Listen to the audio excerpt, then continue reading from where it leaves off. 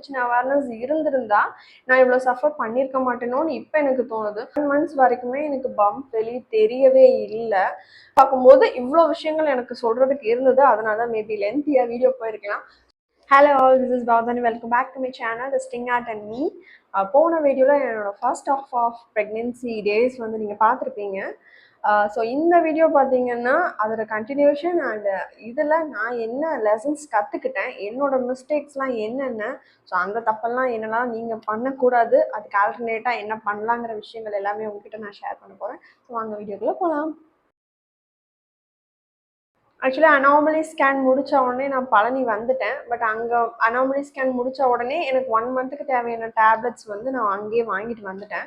So first 3 months வந்து நீங்கள் folic acid எடுத்துப்பீங்க. 4 monthsக்கு மேலே அயன் அண்ட் கால்சியம் டேப்லெட்ஸ் மாற்றி கொடுப்பாங்க. ஸோ 2 டேப்லெட்ஸ் சாப்பிட்ற மாதிரி இருக்கும்.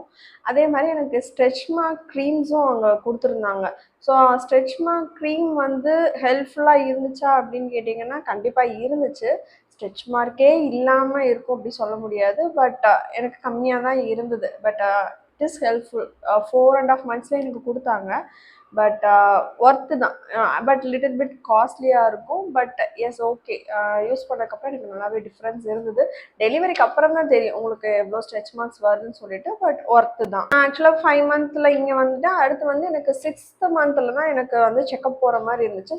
செக்கப் போகிறதுக்கு வந்துட்டு எந்த ஹாஸ்பிட்டல் போகலான்னு சொல்லிட்டு ஃப்ரெண்ட்ஸ் கிட்ட எல்லாருக்கிட்டையுமே கேட்டிருந்தேன். ஸோ பழனியில் வந்து எந்த ஹாஸ்பிட்டல் பார்க்கலான்னு சொல்லிட்டு என்னோட பழனி ஃப்ரெண்ட்ஸ் எல்லாருக்கிட்டையுமே நான் கேட்டிருந்தேன். ஸோ ஃபைனலி எந்த ஹாஸ்பிட்டல்னு சொல்லிட்டு அந்த ஹாஸ்பிட்டல் போகலான்னு சொல்லி ஃபிக்ஸ் பண்ணி வச்சிருந்தோம். 6th monthல வந்து போயிருந்தேன். போனோடனே உள்ளே யாரையுமே அலோவ் பண்ணல, என்ன மட்டும்தான் கூப்பிட்டாங்க. ஸோ எப்பயும் போல் எக்ஸாமின் பண்ணிவிட்டு இந்த மாதிரி நான் நர்ஸ் கிட்ட கேட்குறேன், எனக்கு பேபி காட்டுவாங்களா அப்படின்னு சொல்லிட்டு. இல்லை அவங்களுக்குலாம் காமிக்க மாட்டாங்க, மேம் மட்டும்தான் பார்த்துட்டு எப்படி இருக்குன்னு சொல்லுவாங்க அப்படின்னு சொன்னோடனே எனக்கு கொஞ்சம் லைட்டாக டிசப்பாயின்ட்மெண்ட் ஆயிடுச்சு. ஸோ வெளியே வந்ததுக்கப்புறம் மேம் வந்து அப்புறம் ஆக்சுவலாக அந்த ஹாஸ்பிட்டல்லேருந்து இந்த ஹாஸ்பிட்டல் வந்ததுனால என்னோட ரிப்போர்ட்ஸ் எல்லாமே வந்து ஒரு 5 minutes பார்த்தாங்க. என்னென்ன எங்கே பார்த்தீங்க அப்படின்லாம் சொல்லி கேட்டிருந்தாங்க. எல்லாமே நான் எக்ஸ்பிளைன் பண்ணதுக்கப்புறம் பேபி எல்லாமே நல்லாமே இருக்குது, நீங்கள் டேப்லெட் மட்டும் ரெகுலராக எடுத்துக்கோங்க, வீட்டில் எல்லா வேலையும் ரெகுலராக பார்க்குறது நீங்கள் பாருங்கள், வேறு எந்த இஷ்யூ இல்லைன்னு சொல்லி எனக்கு சொல்லிட்டாங்க. வீட்டுக்கு வந்ததுக்கப்புறம் ஒரு சாட்டிஸ்ஃபைடு இல்லை. பிகாஸ் எனக்கு அங்கே வந்து பேபி எல்லாமே பார்த்துட்டு அவ்வளோ ஹாப்பியாக வீட்டுக்கு வருவோம். பட் இங்கே வந்ததுக்கப்புறம் எனக்கு காட்டவே இல்லை. ப்ளஸ் பெருசாக வந்து இன்ட்ராக்ட் பண்ணல. எல்லாமே நல்லா இருக்கப்பா டேப்லெட் சாப்பிடுங்கன்னு சொல்லி வேறு எதுவுமே என்கிட்ட டாக்டர் வந்து பேசலை. சரி ஓகே, நமக்கு நல்லா இருந்தால் ஓகே தாங்கிற மாதிரி நானும் வந்து. ஸோ பம்ப் பார்த்தீங்கன்னா எனக்கு ஒரு 6.5 7 months வரைக்குமே எனக்கு பம்ப் வெளியே தெரியவே இல்லை. பேபி ஷவர் வந்து பார்த்தீங்கன்னா எனக்கு 7th monthல வச்சாங்க. எனக்கு அப்போ கூட எனக்கு வயிறு பெருசாக ஒன்றுமே தெரிஞ்சிருக்காது. சும்மா லைட்டாக கொஞ்சோன்னு தெரியும், அவ்வளோதான். பட் பம்ப் வந்து பார்த்தீங்கன்னா எனக்கு ஒரு 7.5 monthsக்கு மேலே தான் பம்ப் வரவே ஸ்டார்ட் ஆச்சு. அதே மாதிரி கிரேவிங்ஸ் பார்த்தீங்கன்னா எனக்கு சுகர் இருந்தனாலையா என்னன்னு தெரியல, எனக்கு முதல்ல இருந்தே பெருசாக ஒன்றும் கிரேவிங்ஸ் எனக்கு அதை சாப்பிடணும் இதை சாப்பிடணும் போல இருக்குது அப்படிலாம் எதுவுமே கிடையாது. எனக்கு ஏதோ ஒன்று ஹெல்த்தியாக கொடுத்தா சரி. வீட்டில் என்ன செஞ்சாங்களோ அதை தான் நான் ரெகுலராக எடுத்துக்கிறேன். எனக்கு அது வேணும் இது வேணும்னு ஒன்று நான் பெருசாக வந்து எனக்கு தோணவும் இல்லை, நான் எதுவும் கேட்கவும் கிடையாது. ஸோ ரெகுலர் ஃபுட்ஸ் என்னென்ன வீட்டில் நம்ம சாப்பிடுவோமோ அந்த கொஞ்சமாக சாப்பிட்டாலும் அந்த கொஞ்சமாக ஹெல்த்தியாக சாப்பிட்டோம். டாக்டர் சொன்ன மாதிரி ஸ்ப்ளிட்ஸ் பண்ணி சாப்பிட்டேன். அஃப்கோர்ஸ் எனக்கு பசிக்கும். பட் அப்போ இருந்த பசி செகண்ட் ஆஃப்லாம் எனக்கு இல்லை, ஓரளவுக்கு மேனேஜபிளாக தான் இருந்துச்சு.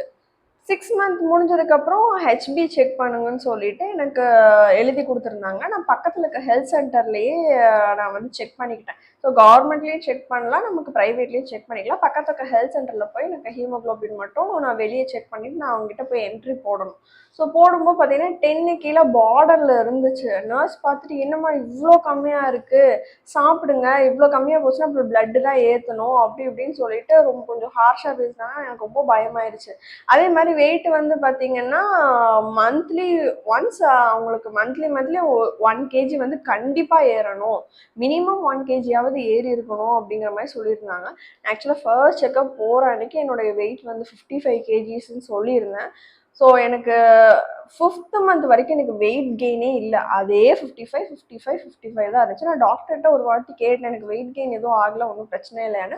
டாக்டருமே வந்து இப்போல்லாம் ஒன்றும் பெருசாக வெயிட் கெயின் இருக்காது, 5 மந்த்ஸுக்கு மேலே தான் உங்களுக்கு வெயிட் கெயின் இருக்குன்னு சொன்னாங்க. நானும் ஓகே ஃபைனுன்னு வந்துட்டு இங்கே வந்ததுக்கப்புறம் அப்படிலாம் இல்லை, வெயிட்லாம் நல்லா கெயின் ஆகணும் அப்படி இப்படின்னு சொன்னதுக்கப்புறம் எனக்கு ரொம்ப ஒரு மாதிரி ஆயிடுச்சு. வீட்டுக்கு வந்துட்டு நம்ம என்ன பண்ணுவோம், ஹீமோக்ளோபின் இன்க்ரீஸ் பண்ணுறதுக்கு என்ன பண்ணணும், வெயிட் எப்படிலாம் கிராஜுவலாக இன்க்ரீஸ் ஆகுற விஷயங்கள் எல்லாம் சர்ச் பண்ணி மண்டைக்குள்ள போட்டு ஓவர் திங்க் பண்ணி ஆகும், பஸ்ல ஒன்றும் நடக்கலை. 6 மந்த் பார்த்தீங்கன்னா எனக்கு ஒரு 1.5 kg ஒரு 2 kg பக்கம் எனக்கு இன்க்ரீஸ் ஆயிருந்தது. இப்படியே மந்த்லி எனக்கு 2 kg இன்க்ரீஸ் ஆக ஆரம்பிச்சிச்சு. எனக்கு டெலிவரி அன்னைக்கு என்னோட வெயிட் வந்து பார்த்தீங்கன்னா 65 kg. ஸோ 55லேருந்து 65 kgs எனக்கு வந்து வெயிட் கெயின் இருந்துச்சு. ஸ்லீப் பார்த்தீங்கன்னா எனக்கு அங்கே வந்து அவங்கள எழுப்பிக்கிட்டே இருப்பேன். பட் இங்கே வந்து நான் அப்படி யாருமே டிஸ்டர்ப் பண்ணல. எனக்கு தேவையானதை வந்து நான் பக்கத்துலேயே எடுத்து வச்சுக்கிட்டேன். பட் தூக்கம் சுத்தமாக இருக்காது. ஏன்னா ஒரு 6-7 மந்த்ஸ்க்கு அப்புறம் வந்து பார்த்தீங்கன்னா மூமெண்ட்ஸ் நல்லா தெரிய ஆரம்பிச்சிருச்சு. எனக்கு வந்து ஃபஸ்ட்டு மூமெண்ட் வந்து பார்த்தீங்கன்னா எனக்கு ஒரு 4 மந்த்ஸில் வந்து நமக்கு ஒரு பட்டர்ஃப்ளை வந்து பக்கத்தில் டச் பண்ணிட்டு போனால் எப்படி இருக்கும், ஒரு மாதிரி லைட்டாக கூசுல அந்த மாதிரி ஒரு ஃபீல் இருந்துச்சு. டே பை டே போக போக நல்லாவே மூமெண்ட் தெரிய ஆரம்பிச்சிருச்சு. பம்புக்கு வெளியெல்லாம் பயங்கர மூமெண்ட் தெரியும். நம்ம சரி அந்த மொமெண்ட்டை வந்து அழகாக கேப்சர் பண்ணலாம் அப்படின்னு சொல்லிட்டு ஃபோன் எடுக்க போவோம், தெரிஞ்சிடும் போல அப்படியே அமைதியாயிருவாங்க. இது வந்து நிறைய வாட்டி நடந்திருக்கு. நானும் ஒவ்வொரு வாட்டி நோட் பண்ணி பார்ப்பேன். மூமெண்ட் ஆகும், ஃபோன் எடுத்துகிட்டு வருவேன், அவ்வளோதான் ஸ்டாப் ஆகிடும். ஸோ இது எனக்கு மட்டும்தான் நடந்திருக்கா, உங்களுக்கு யாருக்காவது இதே மாதிரி தான் நடந்திருக்கான்னு சொல்லி கமெண்ட் பண்ணுங்க. ஸோ நைட்லாம் பயங்கர மூமெண்ட்ஸ் இருக்கும், ஸ்லீப் ரொம்ப டிஸ்டர்ப் ஆகும். ஆக்சுவலாக நான் வந்து எப்படின்னா நைட்டு தூங்கினா காலையில் தான் எழுந்திருப்பேன். நைட்லாம் ஒன்றும் பெரிய வேக்கிங்ஸ்லாம் இருக்காது. அதே மாதிரி எனக்கு இருட்டாக இருக்கணும், ரூம் வந்து ரொம்ப டார்க்காக இருக்கணும், ஃபேன் சவுண்டு கேட்கணும், இப்படி இருந்தால் தான் தூங்குவேங்கிற மாதிரியான ஆள். நைட்டெல்லாம் இருந்துக்கிட்டே இருக்கும். அதே மாதிரி நைட்டு ஒரு வாட்டி நம்ம டிஸ்டர்பாக எழுந்திரிச்சோன்னா அடுத்து எனக்கு தூக்கமே வராது, திரும்பி வர்றதுக்கு ரொம்ப நேரம் ஆகும். சில சமயம் முழிச்சிட்டேலாம் கூட இருந்திருக்கேன். ஸோ நைட் எல்லாமே இந்த மாதிரி தான் போயிட்டே இருக்கும். ஸோ டே டைமில் என்ன பண்ணுவேன்னா இந்த மாதிரி audio music plus audio stories எல்லாம் வந்து நிறையா நமக்கு அவைலபிளாக இருக்கும் ஆன்லைனில். நான் அதை கேட்பேன், நிறையா கேட்டுகிட்டே அப்படியே தூங்கிடுற மாதிரி இருக்கும். ஸோ அட்லீஸ்ட் 1 ஹவராவது எனக்கு ஆஃப்டர்நூன் தூங்குறதுக்கு வந்து டைம் கிடைக்கும். ஸோ நைட் என்ன தான் ஸ்லீப்லெஸ் நைட் இருந்தாலுமே கொஞ்சம் டயர்ட்னஸில் மத்தியானம் தூங்கும்போது அது வந்து மேனேஜபிளாக தான் இருந்துச்சு. இன்க்ரீஸ் பற்றி பேசணுன்னா நமக்கு என்ன சாப்பிட்டா இன்க்ரீஸ் ஆகும்னு பார்க்கும்போது சில லிஸ்டெல்லாம் வந்துச்சு. அதில் வந்து பார்த்தீங்கன்னா நெல்லிக்காய் ஆக்சுவலாக நான் ஃபஸ்ட்லேருந்தே நான் சாப்பிடவே மாட்டேன், எனக்கு பிடிக்காது. எங்கள் வீட்டில் எங்கள் ஹஸ்பண்ட்லாம் எனக்கு திட்டுவாங்கன்னா இதுக்கு மட்டும்தான் திட்டுவாங்க, சாப்பிட மாட்டேங்கிற அப்படின்னு சொல்லிட்டு. எனக்கு பிடிக்காது, சுத்தமாக பிடிக்காது. ஸோ ஆல்டர்னேட்டாக என்ன சாப்பிட்லான்னு பார்க்கும்போது சுவரொட்டி சாப்பிட்டா ஹீமோக்ளோபின் வந்து இன்க்ரீஸ் ஆகுங்கிற மாதிரி சொல்லியிருந்தாங்க. So weekly once R twice எனக்காகவே காலையில் நேரமாக போய் வாங்கிட்டு வந்து எனக்குன்னே தனியாக குக் பண்ணி கொடுப்பாங்க. ஸோ சுவரொட்டி மட்டுமே சாப்பிட்டு தான் ஹீமோக்ளோபின் இன்க்ரீஸ் பண்ணேன்.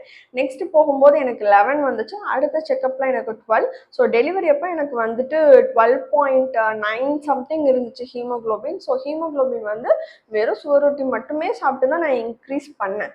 சுகரும் எனக்கு வந்து சைட் பை சைடு கண்ட்ரோல் ஆயிருச்சு. ஸோ ப்ரெஷர் முதல்ல இருந்தே எனக்கு இல்லை, சுகர் கண்ட்ரோலில் இருக்குது, பிளட் எல்லாமே கரெக்டாக இருக்குது. ஸோ மந்த்லி நான் செக்கப் போகிறேன். எனக்கு பேபியை காட்டவே மாட்டாங்க. மேம் சொல்கிற ஒரே வேர்டு இதுவாக தான் இருக்கும், பேபி நல்லா இருக்குது, டேப்லெட்ஸ் ரெகுலராக எடுத்துக்கோங்க, வீட்டு வேலை செய்யுங்க, இவ்வளோதான் சொன்னாங்களே தவிர இதை தவிர வேறு வேர்டே மாற்றி சொல்ல மாட்டாங்க. அங்கே சின்ன சேலம்லேருந்துட்டு பழனி வந்ததுக்கப்புறம் ஆக்சுவலாக நான் என் ஹஸ்பண்டை தான் ரொம்ப மிஸ் பண்ணேன். என்னதான் வீட்டில் பார்த்து எல்லாமே பண்ணாலும் எண்ட் ஆஃப் த டே அவங்க நம்ம கூட இல்லை அப்படிங்கிற ஒரு விஷயம் வந்து ரொம்ப கஷ்டமாக இருந்துச்சு. ஸோ லாங் டிஸ்டன்ஸ் ரிலேஷன்ஷிப்லாம் ரொம்ப கஷ்டம்தான். அங்கே இருக்கும்போது ஆஃப்டர்நூன் ஒன்ஸ் கால் பண்ணி பேசுவாங்க, இங்கே வந்ததுக்கப்புறம் காலையில் எழுந்திரிச்சோடனே ஒரு கால், கிளம்புனதுக்கப்புறம் ஒரு கால், மத்தியானம் ஒரு கால், ஈவினிங் வந்ததுக்கப்புறம் ஒரு கால், நைட்டு தூங்குறப்போ இப்படியே ஆடியோ கால் வீடியோ கால்லையே தான் அந்த நெக்ஸ்ட் ஒரு 4 மந்த்ஸ் எனக்கு போச்சு. டே பம்ப் வந்து பெருசாகிக்கிட்டே இருக்கு, ஒரு மாதிரி மூட் ஸ்விங்ஸ் ஆகிக்கிட்டே இருக்கு. ஸோ மூட் ஸ்விங்ஸுக்கு என்ன பண்ணலாம், நம்ம தேவையில்லாமல் வீடியோஸ் பார்த்துட்டு எதையா ஒன்று பார்த்துட்டு அதெல்லாம் டைவர்ட் ஆகாமல் வேற என்ன பண்ணலான்னு யோசிச்சேன். பிகாஸ் நம்ம ஒரு வீடியோ ஏதோ ஒன்று பார்த்தோம், ஏதோ ஒரு விஷயத்துக்காக நம்ம பார்க்குறோம்னா அதுக்கடுத்து வர வீடியோஸ் அது ரிலேட்டடாகவே வந்துட்டு இருக்கும். நம்ம தெரிஞ்சோ தெரியாமலோ அந்த வீடியோவை பார்க்குற மாதிரியான சுச்சுவேஷன். ஸோ யோசிச்சு பார்க்கும்போது சும்மா நம்ம இதுக்குள்ளேயே இருக்கோமே, அதை தவிர வேற என்ன பண்ணலாம்னு யோசிச்சு போகும்போது ட்ராயிங் ஸ்டார்ட் பண்ணேன். எனக்கு ட்ராயிங் பண்ண ரொம்ப பிடிக்கும். ஸோ ஒவ்வொரு விஷயங்கள் ட்ரா பண்ண அதை டெய்லி ஹஸ்பண்டுக்கு அனுப்புறதுக்கு இதே மாதிரி தான் எனக்கு ஒரு ரொட்டீன் போயிட்டு இருந்துச்சு.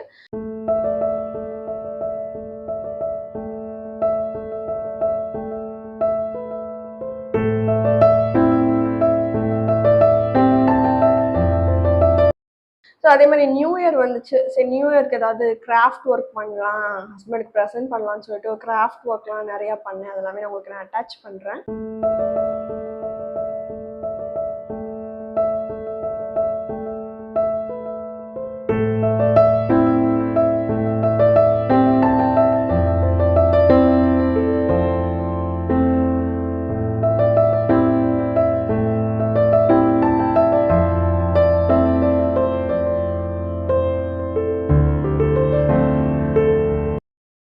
ஆகுது மந்த் வந்து கிட்டத்தட்ட பக்கத்தில் வந்துருச்சு. 40 வீக்ஸ் ஆஃப் ப்ரெக்னென்சி வந்து ஒரு 35 வரைக்குமே எப்படியோ ஓரளவுக்கு மேனேஜ் பண்ணி கொண்டு வந்தாச்சு. ஸோ நாள் நெருங்க நெருங்க எனக்கு வந்து ரொம்ப லெக்கு வந்து வலிக்க ஆரம்பிச்சிருச்சு.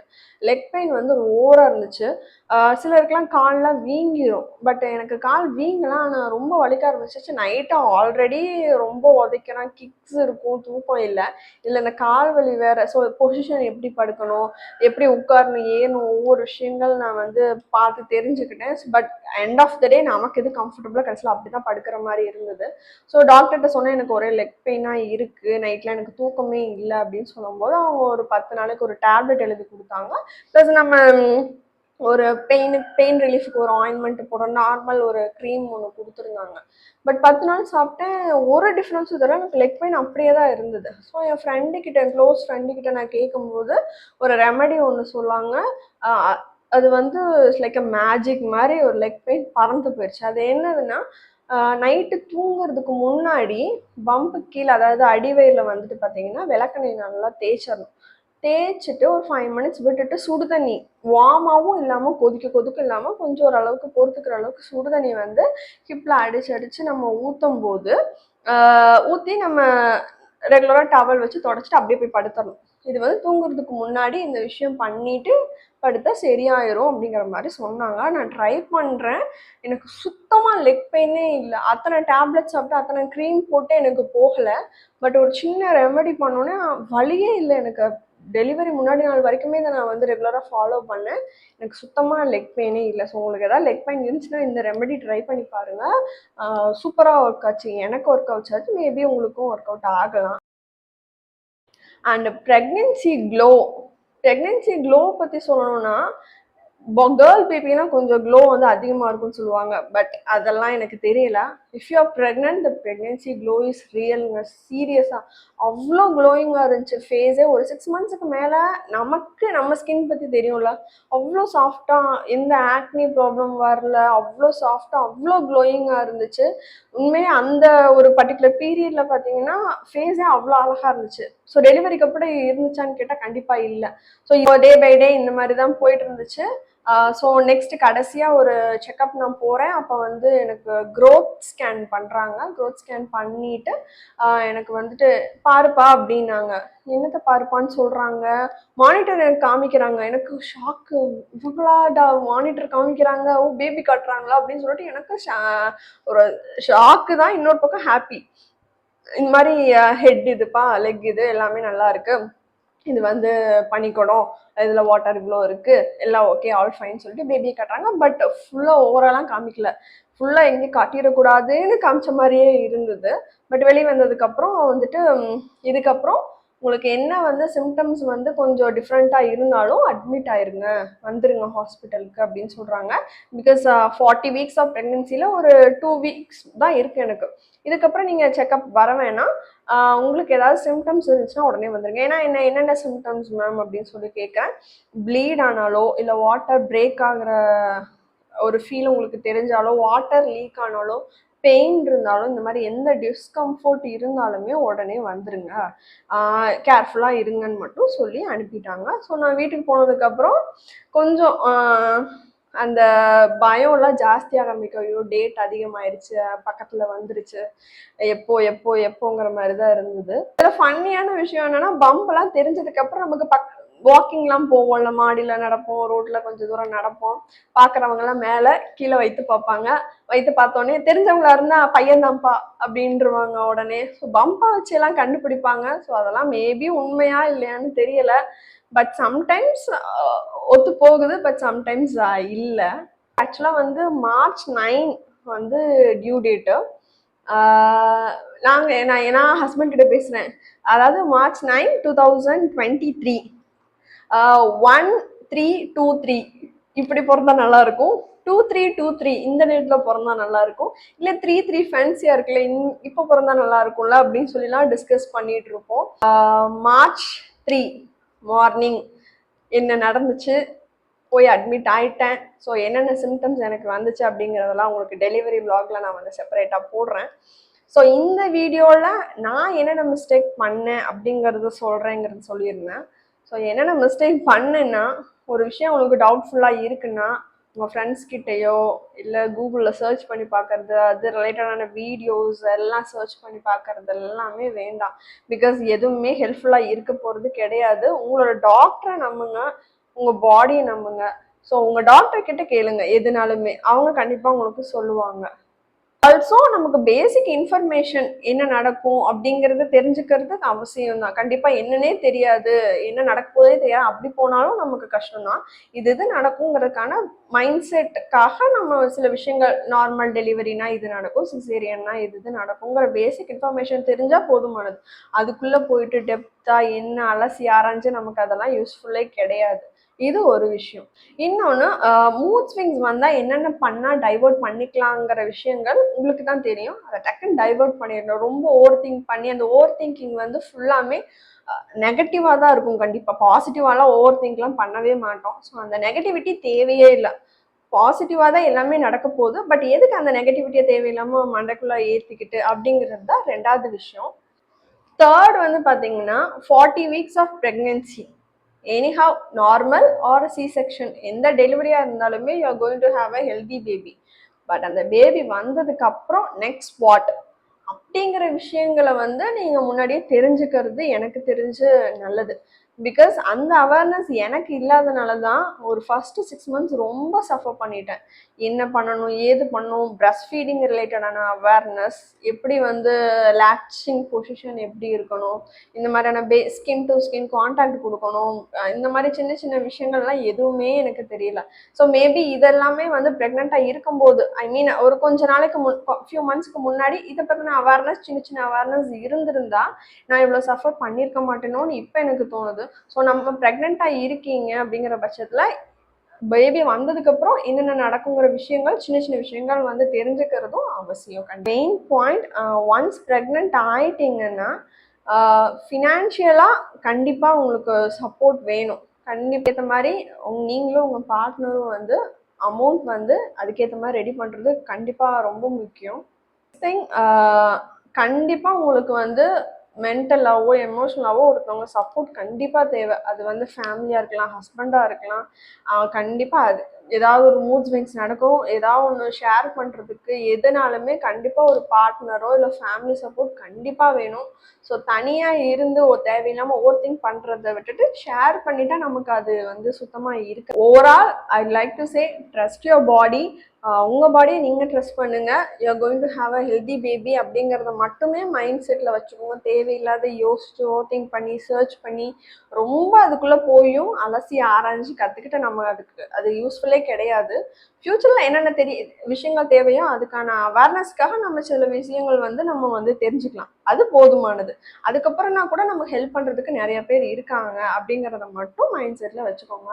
So that's all about my pregnancy. இதோ 40 வீக்ஸ் ஆஃப் ப்ரெக்னென்சியில் யோசிச்சு பார்க்கும்போது இவ்வளோ விஷயங்கள் எனக்கு சொல்கிறதுக்கு இருந்தது. அதனால தான் மேபி லென்த்தியாக வீடியோ போயிருக்கலாம். So I come back soon with another video. Delivery அன்னைக்கு எனக்கு என்ன நடந்துச்சு, ஸோ நார்மல் சிசேரியன், இந்த ஹாஸ்பிட்டல் எவ்வளோ சார்ஜ் பண்ணாங்க, எல்லா விஷயங்களும் உங்ககிட்ட நான் ஷேர் பண்ணுறேன். Until it's bye from Vardhani. Hope you like the video. மறக்காமல் சப்ஸ்கிரைப் பண்ணிக்கோங்க. Bye.